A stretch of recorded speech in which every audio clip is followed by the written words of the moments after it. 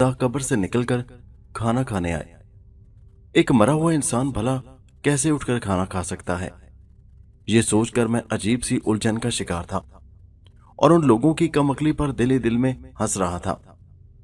रात 12 बजे का अमल होगा कि मैंने देखा कि रहीमा खाने का बर्तन उठाए मकान से बाहर निकला। जाहिर सी बात है वो कब्रिस्तान में खाना रखने जा रहा था। जैसा कि मैं जानता था कि उसका एक अजीज चंद रोज पहले वफात पा चुका था, वो उसी की कब्र पर खाना रखने जा रहा था। मैं आज रहीमे का पीछा करने का पूरा इरादा कर चुका था। मैं थोड़ा सा फासला रखकर मैं भी मकान से बाहर निकल आया। उसे निकले हुए चंद ही लम्हे होंगे कि मैं एक मखसूस फासला रखकर उसके पीछे पीछे गली में चल पड़ा। सरदार और दलेर सिंह अपने कमरे में बेखबर पड़े सो रहे थे। रहीमा गांव की गलियों से निकला और वह फिर बाहर वीराने की तरफ बढ़ने लगा, उस तरफ जिस तरफ वो कब्रिस्तान था। मैं बड़ी एहतियात के साथ उसका पीछा कर रहा था। मैं रहीमे को शक में नहीं डालना चाहता था कि मैं उसका पीछा कर रहा हूं। चलते चलते थोड़ी दूर हमें दरख्तों के झुंड नजर आए और दरख्तों के उस झुंड के पार वो कब्रिस्तान था जिसके अंदर कब्र के ऊपर रहीमे ने वो खाना रखना था। दरख्तों के झुंड पार करते ही रहीमा उस कब्रिस्तान में दाखिल हो गया। चांद की हल्की हल्की चांदनी हर सू फैली हुई थी। खामोशी और सन्नाटा तारी था। कहीं कहीं टिड्डियों और झिंगरों के बोलने की आवाज सुनाई दे जाती। मैं रहीमे के बिल्कुल मतवाजी सिमत में उसे अपनी निगाहों में रखे हुए आगे बढ़ रहा था। मैं एक दरख्त की ओट में खड़ा हो गया और रहीमे को कब्रिस्तान में बखूबी देखने लगा। चलते चलते वो एक ताजा बनी हुई कब्र के नजदीक पहुंच गया।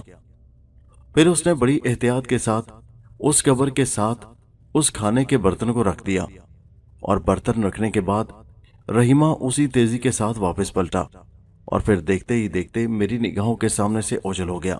अब उस कब्र के करीब ही खाने के बर्तन पड़े हुए थे और मैं उन्हें गौर देख रहा था।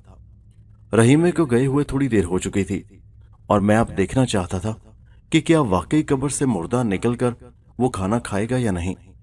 मगर अभी तक कब्र से कोई मुर्दा बाहर नहीं निकला था। मैं सोच रहा था कि आखिर ये क्या राज है कि अचानक कब्र की मट्टी मुझे अपनी जगह से खिसकती हुई महसूस हुई। फिर वो मट्टी आहिस्ता आहिस्ता कब्र पर से हटनी शुरू हुई और सिमटने लगी। पहले सबसे उसमें से एक अजीबोगरीब हाथ बाहर निकला, फिर दूसरा हाथ। फिर अचानक कब्र की मट्टी दरमियान से हटना शुरू हुई और मेरी आंखों ने एक नाकाबिले यकीन भयानक मंजर देखा। सफेद कफन में लिपटा हुआ एक मुर्दा कब्र से आहिस्ता आहिस्ता निकलना शुरू हुआ और फिर थोड़ी ही देर में वो सारे का सारा निकलकर खड़ा हो गया। फिर उसने आगे कदम बढ़ाकर ढेरी पर पांव रखा। फिर कब्र की मट्टी की ढेरी से नीचे उतरकर जमीन पर बैठ गया और खाने के बर्तन अपनी तरफ खींच लिए और फिर खाने पर ऐसे टूट पड़ा जैसे बरसों का भूखा हो।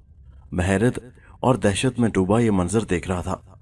मैं बहादुर था, मगर इसके बावजूद वो मंजर ऐसा था जिसने मुझे अंदर तक हिलाकर रख दिया था।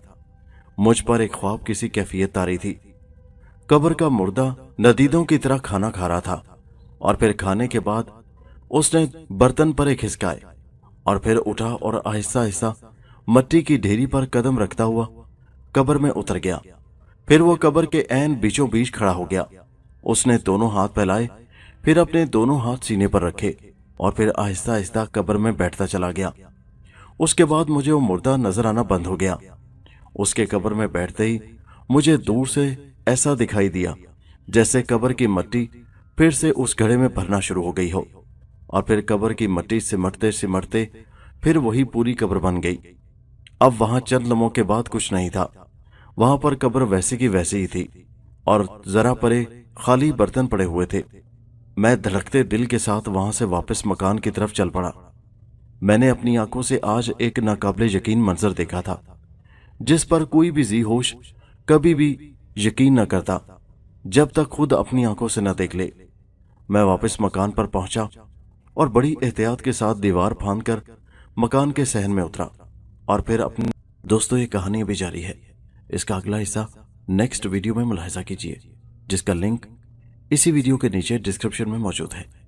उस लिंक पर क्लिक कीजिए और पहुंच जाइए इस कहानी के अगले हिस्से पर। और हमारे चैनल नए आने वाले दोस्त चैनल को जरूर सब्सक्राइब करके साथ में बेल का बटन जरूर दबाएं।